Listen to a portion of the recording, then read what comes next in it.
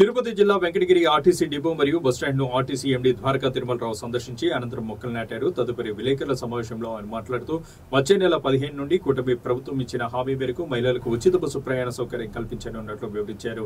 ఇందుకోసం రాయలసీమ పరిధిలోని అన్ని డిపో మేనేజర్లతో సమావేశం నిర్వహించనున్నట్లు తెలిపారు.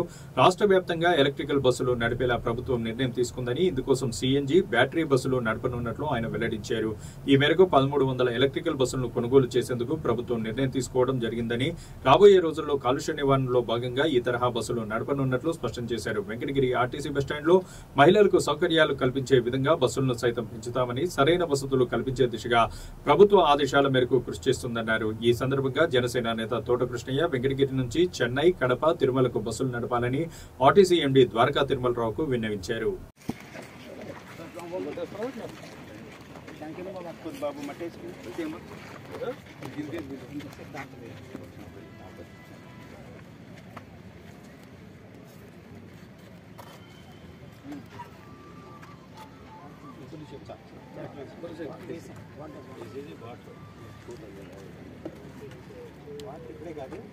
కొంచెం మట్టి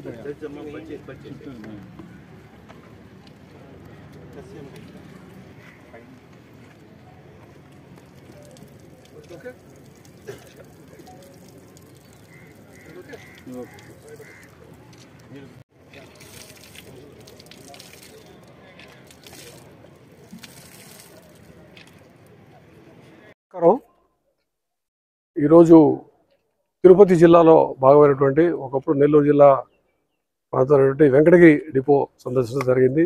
మనం అక్కడ ఉన్న వెంకటగిరి డిపోలో ఉన్నాం. చాలా కాలంగా అనుకుంటా ఉన్నాను వెంకటగిరి, వాకాడు ఇంకా చుట్టుపట్ల కొన్ని డిపోలు వెళ్ళాలని. వాళ్ళు రావడం జరిగింది. ముఖ్యంగా ఇంకొక కొద్ది రోజుల్లో మహిళలకి ఉచిత బస్సు సౌకర్యం కల్పిస్తున్నటువంటి రాష్ట్ర ప్రభుత్వం తీసుకున్న నిర్ణయం ప్రకారం మేము అన్ని ప్రాంతాల వారిని, అంటే జోన్ వైజ్, ప్రతి జోన్ అంటే ఇది జోన్ 4 అంటారు, రాయలసీమ జోన్కి సంబంధించి అందరు డిపో మేళాలతో రేపొద్దున ఒక మీటింగ్ పెట్టి వాళ్ళందరికీ దిశానిర్దేశం చేయడం, ఏ విధంగా దీన్ని అమలు పరచాలి, ఈ స్కీమ్ ఎలా అమలు జరగాలి, ముఖ్యంగా మహిళలకి ఏ విధంగా సహాయపడాలి, వాళ్ళకి ఇబ్బంది లేకుండా మనం చేయవలసిన అన్ని చర్యలు కూడా చెప్పడానికి ఆలోచించడం జరిగింది. అందులో భాగంగా వస్తూ ఇవాళ వెంకటగిరి, వాకాడు 2 డిపోలు కూడా సందర్శించడం జరుగుతుంది. ఇది ప్రస్తుతం తీసుకున్న నిర్ణయం, అనుకుంటున్న నిర్ణయం ప్రకారం జిల్లాకి పరిమితం కాకుండా జిల్లా దాటి కూడా వెళ్ళే అవకాశం ఉంటుందని అనిపిస్తోంది. మీకు ప్రభుత్వం ఉత్తర్వులు రావాల్సి ఉంది, కానీ మనకు ఉన్నటువంటి సమాచారం ప్రకారం కరెక్ట్గా జిల్లా పరిధి అంగానే ఆపేయకుండా ఆ బస్సు వెళ్తున్నట్లయితే, అంటే ఉదాహరణకి విజయవాడ నుంచి రాజమండ్రి వెళ్తున్నట్లయితే అది మధ్యలో విజయవాడ కృష్ణా జిల్లా అవుతుంది.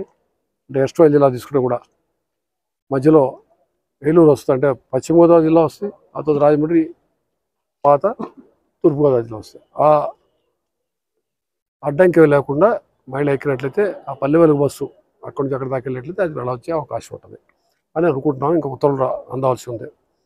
అదేవిధంగా ఏ బస్సులు ఏ ప్రోడక్ట్స్ వస్తాయి కూడా ఇంకా ఉత్తర్వులు రావాల్సి ఉంది.